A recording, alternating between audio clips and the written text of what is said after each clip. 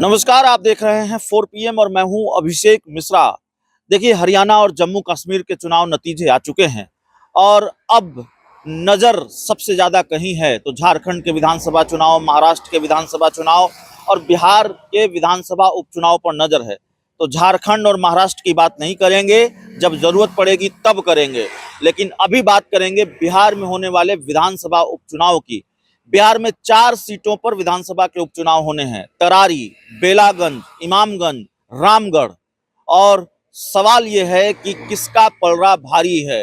अगले एक महीने में अगर बिहार में उपचुनाव होते हैं या होने वाले हैं, जो कि तय है कि नवंबर महीने में बिहार में उपचुनाव होगा, तो फिर बाजी किसके हाथ जाएगी। इन 4 सीटों पर उपचुनाव कौन जीतेगा, किसका पलड़ा भारी है, गणित क्या है, सब कुछ हम बताएंगे आपको। सब कुछ समझने की कोशिश हमने की है और आपको बताएंगे, अपने जरिए आपको बताएंगे कि 4 सीटों पर उपचुनाव में क्या होने जा रहा है। संभावित रूप से हम कोई भविष्यवाणी नहीं करने जा रहे हैं, लेकिन तथ्यात्मक तरीके से उसका आकलन जो हमने किया है वो हम आपके सामने रखने जा रहे हैं। देखिए, क्या ये मान लिया जाए कि हरियाणा में चूंकि भारतीय जनता पार्टी जीत गई है, हारी हुई बाजी जीत गई है, तो बिहार में भी एनडीए जीत जाएगा?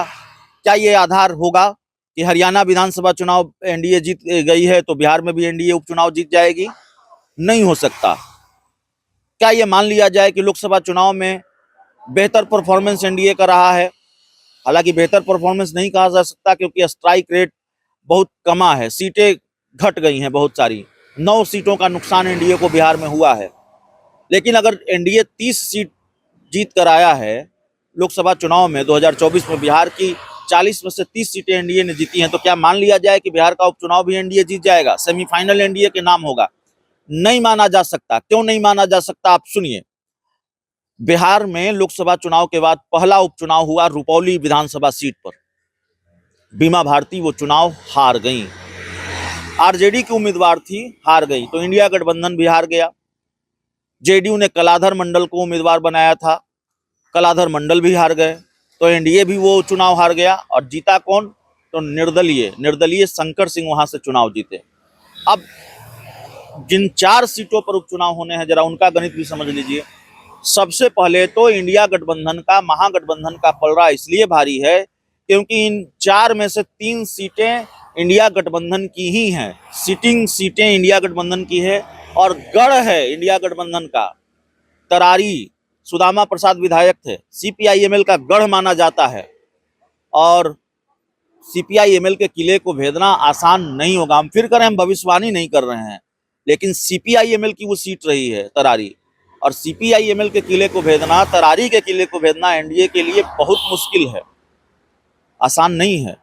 रामगढ़ आरजेडी का गढ़ है और यह भी बड़ा चुनौतीपूर्ण है, ये सिटिंग सीट है आरजेडी की। बेलागंज सिटिंग सीट है आरजेडी की, बेलागंज भी आरजेडी का गढ़ है, जहानाबाद के आसपास की वो सीट है और जहानाबाद से अभी आरजेडी के सुरेंद्र यादव जीत कर आए हैं। और जब आरजेडी का खाता नहीं खुला था 2019 में, तब भी सुरेंद्र यादव एक तरह से जीतते जीतते हार गए थे, बहुत कम वोटों से वो चुनाव हारे थे। तो रामगढ़ माफ कीजिएगा, बेलागंज में बड़ा प्रभाव है।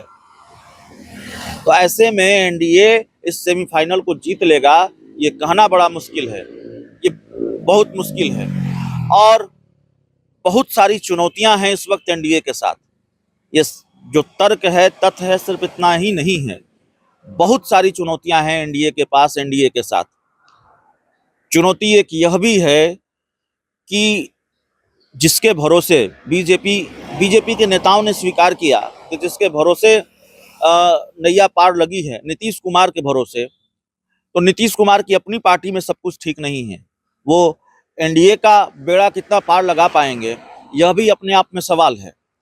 नीतीश कुमार एनडीए की नैया कितनी पार लगा पाएंगे, वो भी अपने आप में सवाल है। उनकी पार्टी में क्या चल रहा है यह भी बताने की जरूरत नहीं है, उनकी पार्टी में क्या चल रहा है यह भी सब जानते हैं।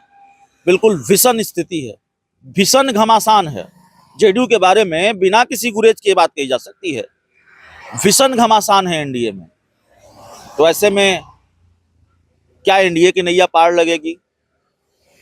भारतीय जनता पार्टी में भी गुटबाजी है, लेकिन भारतीय जनता पार्टी का झगड़ा सड़क पर नहीं आ रहा है, बीजेपी का झगड़ा सड़क पर नहीं आया है। जेडीयू का झगड़ा सड़क पर आया है, लेकिन चुनौती तो बीजेपी के अंदर भी है, चुनौती जेडीयू के अंदर भी है, टकराव बीजेपी के अंदर भी है, टकराव जेडीयू के अंदर भी है। तो यह भी एक चुनौती है। तो कई सारे ऐसे फैक्टर हैं जिनकी वजह से ये मान लेना कि हरियाणा बीजेपी जीत गई है तो बिहार में उपचुनाव भी आसान नहीं होगा, बिहार में उपचुनाव भी आसान होगा। दरअसल ये है नहीं।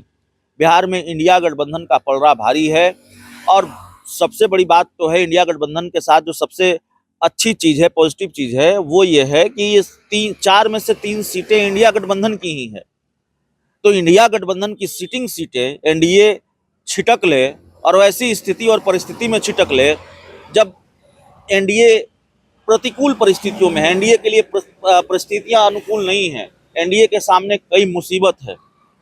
अब जैसे जहानाबाद की मुसीबत भी समझ लीजिए, बेलागंज जहानाबाद इलाके की सीट है और वहां जाकर नीतीश कुमार के करीबी मंत्री अशोक चौधरी ने जो बयान दिया उसको लेकर लोगों में नाराजगी है।